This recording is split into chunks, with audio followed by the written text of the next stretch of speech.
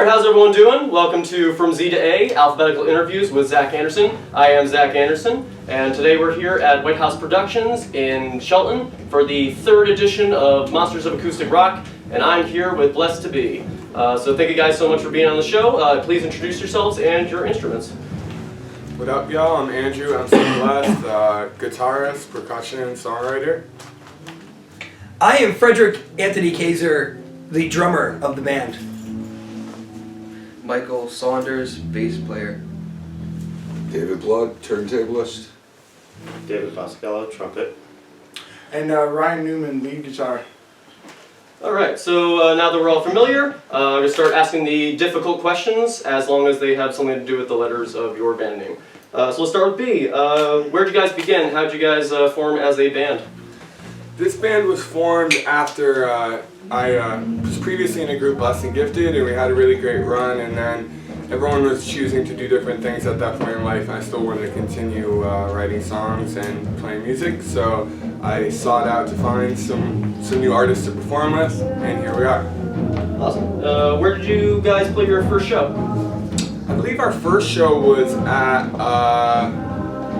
it was with Shakedown at this, what was that, like, the Whirly Ball. There was one before that, right? No, that was the first one. What's it saying? That's the It first was? one I Okay. remember. Yeah, alright, yeah. remember at least. That was it. So that was cool. That was fun. There was a lot of people there. There was a lot of There people. was probably like 200 people there. Nice. What do you guys enjoy most about playing live? I personally just like the freedom of playing live because we can really feed off each other's energy and take it to wherever we want to go with it, you know? I don't know, how about you guys? The dancing. The same. Yeah. The dancing is fun. Also, the head bob when they look at you and they're like head bobbing, and you're like, yeah, at least I'm doing something. I'm doing something with my hands to make you move, you know. I don't know, I really love the dynamic that we get when we're all together because you can be writing music and creating music on your own and you have these magical moments where your own head fills in the gaps, but after putting it down, maybe you go back to it a little while later, the energy isn't always the same. And when we're on stage, it has the undeniable ability to fall right back into sync with each other. It becomes amazing again, even if we fall out of sync with each other. So I think that's one of the major points for me anyway. Very cool. How do you guys decide what songs you're going to play during a set? Is it like a meticulous process where you think about it for hours, or is it on the spot improvising? I got a text message earlier that day. Yeah, so the way we come up with the set is we just make sure we try to write the set list with a dynamic because we're a multi-genre group, so we don't really stay in one genre. So we try to make it like if we started off with a funk song, we would go to like a reggae song next, and then after that we'd go to just natural songwriting, new wave style. Then we go maybe to some bluesier stuff. Then we go back to just so we take the listener on a roller coaster ride through the set. Also, it never goes as planned because we'll play all of our songs. We'll never run out of songs to play because we always, at the end, we'll always be like, all right, like one last song, we have to end it, and we're like, oh shit, good thing we played all of our, all that. Yeah, because we read the audience too, and the time that you have on stage. Thing is, in life, that shit is always crazy and doesn't go according to plan. So, we'll definitely just throw out. If we realize we only have a certain amount of time left, be like, oh, well, we definitely need to throw in these songs, and then we switch it on the spot. This is my set list. Andy, what's the next song? And he'll go like, what is it? And he starts it. And I'm like, I just smile, whatever. Can you guys tell me about your songwriting process? Do you start with lyrics or music, or does it change depending on the song? Yep. It starts out with a guitar riff and an idea for like something that I want to write about. So like it would be like, for example, 7th Generation. I wanted to write about the Iroquois Native Americans' thought process and philosophy to think 140 years ahead. Then for different songs, Your Life Means Something was a song I wrote about Monsanto and GMOs. So they all have a theme, and then I usually come up with the hook, and then I come up with my verses and a couple different breaks throughout the song, bridge, jam, bring it back. Then I bring it to these guys and they all throw in their beautiful energy and ingredients that they add. We to were it. hanging out one day. You said this is how he wrote a song. He woke up in the morning, literally goes, "Dude, I had a dream that I wrote this song, and I had this dream, and it was obviously wasn't going to be the same song that was in your dream, Yeah. but it was a song from the dream that you only can remember what it was, and it became awake." And you're like, I want it to be like a Freebirdy thing where like he just comes up with these concepts and then we run with it and then we fucking just do it. Yeah, that was weird. I had a dream. I was hearing one of my sets and I was playing on a CD player and I looked and it said track 7 and then I looked at the set list and that was the song that it inspired Awake, and then ultimately the name of that song was called Spiritual Awakening, and I'm writing that right now, and it was because I was like, wow, I love that song, but I don't know what it is, and then the set list was there, and it was a song I never wrote, so now I'm going to write it. Very cool. Yeah. What would be your dream music collaboration, living or dead? I'd like to jam with like Marley, Jerry. Yeah. More realistic for me would be like getting like someone that's alive right now would be Rage singer Zach De La Rosa or Chili Peppers. I feel like we would get along with the Chili Peppers in a collaboration a little bit. Because I listened to the Chili Peppers today, I was like, damn, kind of have like the same concept of what we're doing, sort of like just like funky, with just like but I feel like his lyrics are like blah, blah, blah, blah, and he sounds kind of like Kermit the Frog. Someone said that to me one time and it kind of ruined the Chili Peppers for me. So I was like, Yeah, I can see that. someone's like, oh, I don't like the Chili Peppers. I'm like, are you out of your mind? Why? And he's like, well, I don't want to ruin it for you. And I'm like, and I was like, why? And he's like, well, it sounds like Kermit the Frog. I'm like, fuck. He does sound like Kermit the If Frog. we could share the stage with Slightly Stupid, I'd be happy. That would be sick, yeah. That'd be cool. Yeah. I'd like to play with Modest Yahoo though. For Modest a lot of Yahoo, artists. yeah, That would be the dopest shit. It's cool because Me too. I actually come from the whole like Jimi Hendrix, like Stevie Ray Vaughan school of things, and I'm really into that sort of thing. But some people are surprised like how well it works with what we do. And as far as living guys, there's this one incredible guitar player, Philip Sace. I love. Kenny Wayne Shepherd. I'm a big fan of as well. Guys like that. Still, trying to keep the blues alive and love playing this stuff as well. And working, what I do into what we do, and I have a blast. Yeah, man. Yeah, I love the blues too, so I'm highly listening to tons of Stevie before I became while I was becoming an artist, tons of Jimi Hendrix when I was younger. So Jimi Hendrix is a huge influence of mine as well. So it just works out, especially with Ryan's huge influence from that era and his sound. So Very cool. So I like to enter my interviews with some interesting random facts. So 2 interesting or random facts about you guys that many people might not know. Go around. I grew up in this town. I lived here for like 7 or 8 years in Shelton, Connecticut. Oh, Valley guys? Nope. Branford. Yep. Yeah, I'd be chill with Branford. Friggin', What else? Would people You might guys want to not stop? know? what don't we... What's a random fact? No, you know what? What's a random fact about you that we don't know? Dude, I was Saunders. gonna say come back to me. Really? I'm not that interested. Yeah, you are. You'll say something. I feel like you say something to me all the time. I'm like, dude, you do that? Like you're like a karate or something like that? You do something? No. You do. We saw the karate place before. Interesting dude, fact I- about the band that people might not know.